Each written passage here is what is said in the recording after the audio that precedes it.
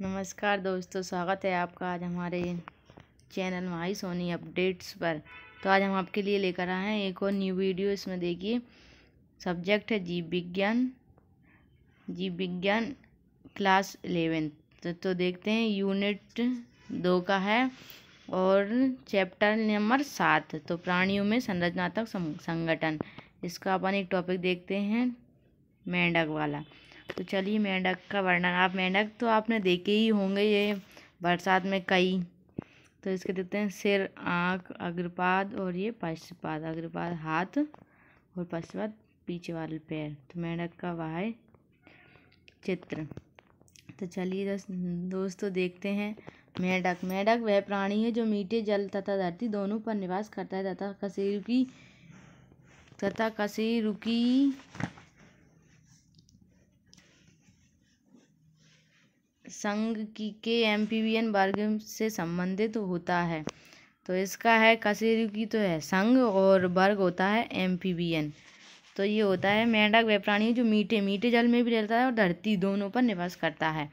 भारत में पाई जाने वाली मेंढक की सामान्य जाति राना टिग्रिना और इसकी जाति होती है राना टिग्रिना। इसके शरीर का ताप स्थिर नहीं होता। शरीर का ताप वातावरण में ताप के अनुसार परिवर्तित होता है। तो इसके शरीर का ताप होता है ये वातावरण के अनुसार, कभी मौसम के अनुसार बदलता रहता है। परिवर्तन यानी बदलना। इस प्रकार के प्राणियों को समतापी, असमतापी या अनियतापी कहा जाता है। मेंढक के रंग को परिवर्तित होते हुए आपने अवश्य देखा होगा। हाँ, आपने मतलब देखा है अपने। बरसात में अलग हो जाता है और गर्मियों के टाइम पे एक आध ही दिखते हैं, तो उनका कलर अलग होता है। अवश्य देखा होगा जिस समय से ये घास तथा नम जमीन पर होते हैं। क्या आप बता सकते हैं ऐसा क्यों होता है? आप बता सकते हैं। उनमें आप शत्रु में छिपने के लिए रंग परिवर्तन की क्षमता होती है। हाँ, इससे कि जो अपनी कोई दुश्मनी हो जाती है ना, तो ऐसे ही उनमें होता है, जिससे छद्मावरण कहा जाता है। इस रचनात्मक रंग परिवर्तन क्रिया को अनुहरण मिमिक्री कहते हैं। आपने यह भी देखा होगा कि मेंढक शीत व ग्रीष्म ऋतु में नहीं दिखते। आपने देखा होगा कि मेंढक शीत मतलब कि ठंडी और ग्रीष्म यानी गर्मी में नहीं दिखते, बस बरसात में बस दिखते हैं। तो इस अंतराल में ये सर्दी तथा गर्मी में अपनी रक्षा करने के लिए गहरे गड्ढे यानी बहुत अंदर गहराई में चले जाते हैं, जिससे कि उनकी सुरक्षा हो जाए। इसकी प्रक्रिया को क्रमशः शीत निष्क्रियता व ग्रीष्म निष्क्रियता कहते हैं। तो बच्चों, चैनल को लाइक कीजिए, सब्सक्राइब करिए। और चलो फिर इसके बाद आते हैं, क्या आपने कभी मेंढक की त्वचा को छुआ है? क्या छुआ है? बहुत ऊपर से होता है, कैसे काइटिन की तरह होती है, करड़ी बहुत। मेंढक की त्वचा श्लेष्म में म्यूकस से ढकी होने के कारण चिकनी व फिसलनी होती है। चिकनी भी होती है, फिसलनी। जिसकी त्वचा सदैव आर्द्र रहती है।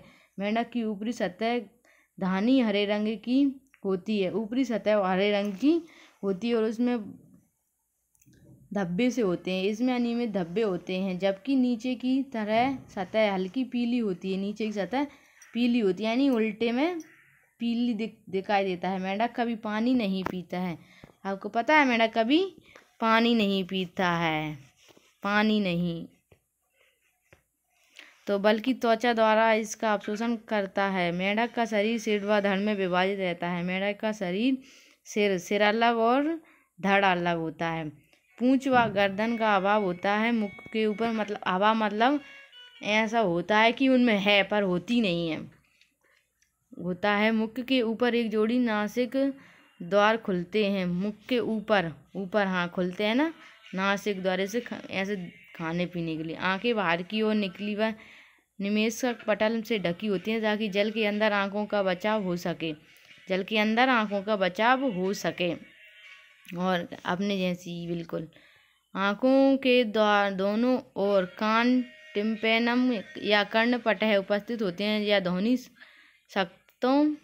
संकेतों को ग्रहण करने का कार्य करते हैं। अग्र व पश्चपाद चलने, फिसलने, टहलने व गड्ढा बनाने का काम करते हैं। अग्रपाद और पश्चपाद चलने, फिसलने, टहलने व गड्ढा करने के लिए काम करते हैं। गड्ढा मतलब इसके रहने की जगह। अग्रपाद में 4 उंगलियां होती है। अग्रपाद यानी हाथ मान के चलो, मनुष्य की तरह होते हैं। उनके भी मनुष्य में 5 होते हैं, लेकिन उनकी उंगलियां 4 होती हैं, जबकि पश्चपाद में 5। पश्चपाद यानी पाद मतलब पैर। अग्रपाद यानी हाथ मान लो, चाहे आगे के पैर होती हैं तथा पश्चपाद लंबे व मांसल होते हैं। पश्चपाद की झिल्ली युक्त उंगलियां जल में तैरने महत्वपूर्ण भूमिका। पश्चपाद में झिल्ली युक्त उंगलियां होती हैं, झिल्ली होती है उनकी उंगलियों पर, और जो लंबी लंबी उंगलियां होती हैं तो ये पानी में ऊपरी सतह पर तैरने के लिए काम आती हैं।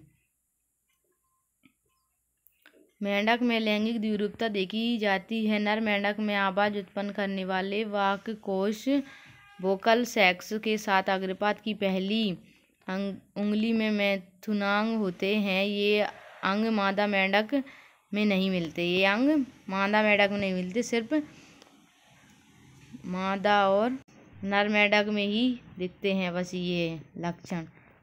आंतरिक आकार की मेंढक की देह गुहा में पाचन तंत्र, श्वसन तंत्र, तंत्रिका तंत्र, जनन तंत्र पूर्ण अच्छी तरह परिवर्तित संरचना एवं कार्यों युक्त होते हैं। मेंढक का पाचन तंत्र हारनाल तथा हार ग्रंथि का बना होता है। मेंढक का पाचन हारनाल बिल्कुल मनुष्य की तरह होता है, बना होता है। मेंढक मांसाहारी है, अतः इसकी हारनाल लंबाई में छोटी होती है। तो चलिए इसका वो देखते हैं डायग्राम। तो देखिए हृदय ये हृदय है। ग्रसिका बिल्कुल यकृत, जैसे मनुष्य का होता है ना, पित्ताशय, गॉल ब्लेडर इसको बोलते हैं। फेफड़े, लंग्स, वासा बॉडी, वृक्क, किडनी, मूत्रवाहिनी, मूत्राशय, आविष्कार ये नहीं होता मनुष्य में। आविष्कार द्वार, मलाशय, ये यहाँ से मल निकलता है। आंत्र, यहाँ आंत्र होती हैं, छोटी आंत, बड़ी आंत। मनुष्य में 2 तरह की ग्रसिका होती हैं। ये यकृत, पित्ताशय, फेफड़े, लंग्स, ये सब कुछ होता है उसमें भी, बिल्कुल मनुष्य की तरह होती है। कुछ कुछ क्रियाएं दोनों मेंढक की आंतरिक संरचना पूर्ण आहार तंत्र दर्शाती है। इसका पूर्ण आहार तंत्र है। हारनाल लंबाई में छोटी होती है। इसका मुख्य गुहिका में खुलता है, जो ग्रसनी के होते हुए ग्रसिका तक जाती है। ग्रसिका की छोटी नली जो अमाशय में खुलती है, अमाशय आगे चलकर मलाशय और आंत्र में आविष्कार द्वारा बाह्य खुलता है। इसका मुंह मुख्य गुहिका द्वारा ग्रसनी में खुला है, जो ग्रसिका तक जाता है। ये कृत पित्त रस स्रावित करता है, जो पित्ताशय को एकत्रित करता है। अग्नाशय को जो पाचक ग्रंथियां हैं जो अग्नाशय रस स्रावित करती हैं, उसमें पाचक एंजाइम होते हैं। मेंढक अपनी द्विपालित जीभ से भोजन का शिकार पकड़ता है। मेंढक अपनी जीभ से ही शिकार को पकड़ता है। द्विपालित जीभ यानी जो जीभ होती है ना, उससे। इसके भोजन का पाचन अमाशय की दीवारों द्वारा स्थापित हाइड्रोक्लोरिक अम्ल तथा पाचक रसों द्वारा होता है। हाइड्रोक्लोरिक और पाचक रसों द्वारा इसका भोजन का स्रावित करता है। अर्धपातित भोजन कायम कहलाता है। जो आधा पचा होता है ना भोजन, उसको क्या बोलते हैं? कायम।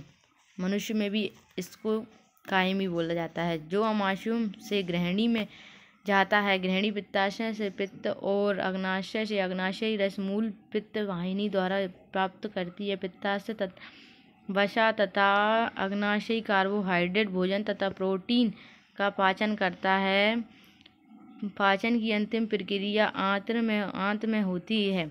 पाचन की अंतिम प्रक्रिया बस आंत में होती है। इसके बाद मुख्य गुहा से निकल जाता है, गुदा द्वार से। पाचित भोजन अंत के अंदर अंकुर और सूक्ष्म अंकुर द्वारा अवशोषित होकर अपाचित भोजन आविष्कार द्वार से बाहर निष्कासित अपाचित आएगा ना, इसमें निष्कासित कर दिया जाएगा। मेंढक जल व थल दोनों स्थान पर 2 विभिन्न विधियों द्वारा श्वसन कर सकते हैं। इसकी त्वचा में एक जलीय श्वसनांग का कार्य करती है, त्वचीय श्वसन कहते हैं। विसरण द्वारा पानी में घुली हुई ऑक्सीजन का विनिमय होता है। विसरण द्वारा पानी में घुली हुई ऑक्सीजन का विनिमय होता है। जल के बाहर त्वचा, मुख्य गुहा और फेफड़े पीय श्वसन अंगों का कार्य करते हैं। फेफड़ों के द्वारा श्वसन पुपुषी श्वसन कहलाता है। फेफड़े पुपुषी श्वसन कहलाता है। फेफड़े होते हैं फेफड़े और पुपुषी श्वसन कहलाता है। फेफड़े एक लंबे अंडाकार गुलाबी रंग की थैलीनुमा संरचना होती है जो देहगुहा के बक्षीय भाग में पाई जाती है। वायु नासा छिद्रों से होकर मुख्य गुहा तथा फेफड़ों में पहुंचती है। ग्रीष्म निष्क्रियता व शीत में निष्क्रियता के दौरान मेंढक त्वचा में श्वसन करते हैं। मेंढक का परिसंचरण तंत्र सुविकसित बंद प्रकार का होता है। मेंढक का परिसंचरण तंत्र बंद प्रकार का होता है। परिसंचरण तंत्र सुविकसित परिसंचरण तंत्र, ऐसे कि परिसंचरण तंत्र दो प्रकार का भी होता है, खुला एवं बंद। खुला होता है, इसमें वायु का वो होता है ना भाव, जैसे कि रक्त लसिकाओं का सीधे से निकल जाता है, वो उसमें मेंढक में होता है। लेकिन बंद प्रकार का, मनुष्य में भी बंद प्रकार का परिसंचरण तंत्र होता है। इसमें लसिका परिसंचरण भी पाया जाता है। इसमें लसिका भी पाता है।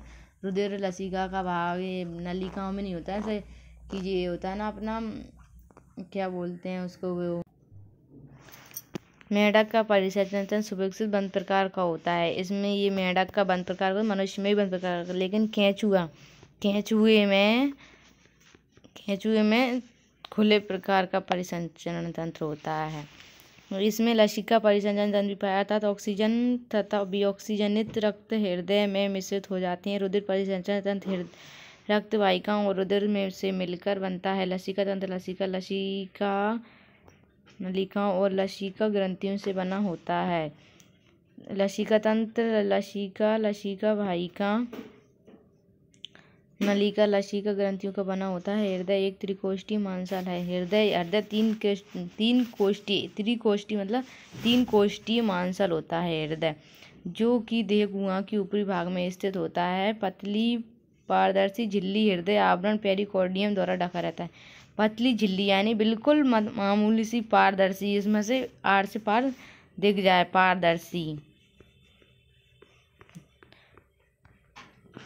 पारदर्शी होता है।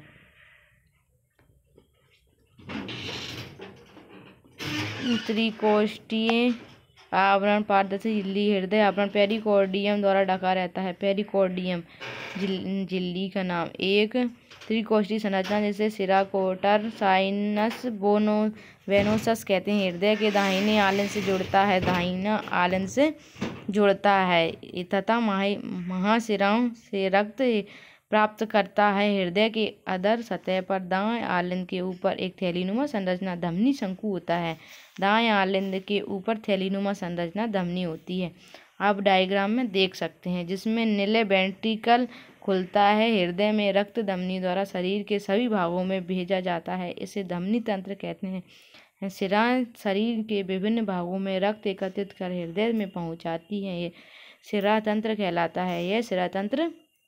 कहलाता है। मेंढक में विशेष संयोजी शिराएं यकृत और तथा आंतों के मध्य, वृक्क तथा शरीर के में मध्य पाई जाती है। इन्हें क्रमशः यकृत निवाहिका तंत्र, वृक्कीय निवाहिका तंत्र कहते हैं। यकृत निवाहिका तंत्र और वृक्कीय निवाहिका तंत्र कहते हैं।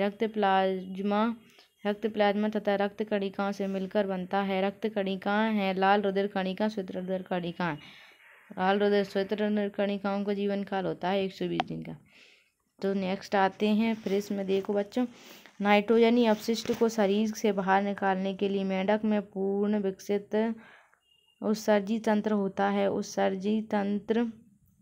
उत्सर्जी अंग मुख्यतः एक जोड़ी वृक्क मूत्र वाहिका वयस्क द्वारा तथा मूत्राशय होते हैं। ये गहरे लाल रंग के सेम के आकार के होते हैं। सेम मतलब सेम के बीज के आकार के इतने होते हैं और देवगुहा के थोड़ा सा पीछे होता है। देवगुहा और कशेरुकी दंड के दोनों ओर स्थित होते हैं। प्रत्येक वृक्क कई संरचना व क्रियात्मक इकाइयों मूत्र जनन नलिकाओं या वृक्काओं का बना होता है। नर मेंढक में मूत्र जनन नलिका के रूप में बाहर आती हैं। मूत्र वाहिनी अवयस्कर द्वारा खुलती है। मादा मेंढक में मूत्र दाहिनी व मंड वाहिनी अवयस्कर द्वारा अलग अलग खुलती है। एक पतली दीवार वाला मूत्राशय भी मलाशय के अधर भाग स्थित होता है, जो कि अवयस्क खुलता है। मेंढक यूरिया का उत्सर्जन करता है। मनुष्य में भी ऐसा ही होता है, इसलिए यूरिया उत्सर्जी प्राणी कहलाता है। उत्सर्जी अपशिष्ट रक्त द्वारा वृक्क में पहुंचते हैं, जहां पर ये अलग अलग कर दिए जाते हैं और उनका उत्सर्जन कर दिया जाता है। चलिए दोस्तों, आज के लिए बस इतना ही इस वीडियो में। नेक्स्ट वीडियो के लिए लाइक करें, चैनल को सब्सक्राइब करें। जय हिंद, जय भारत। Bye bye.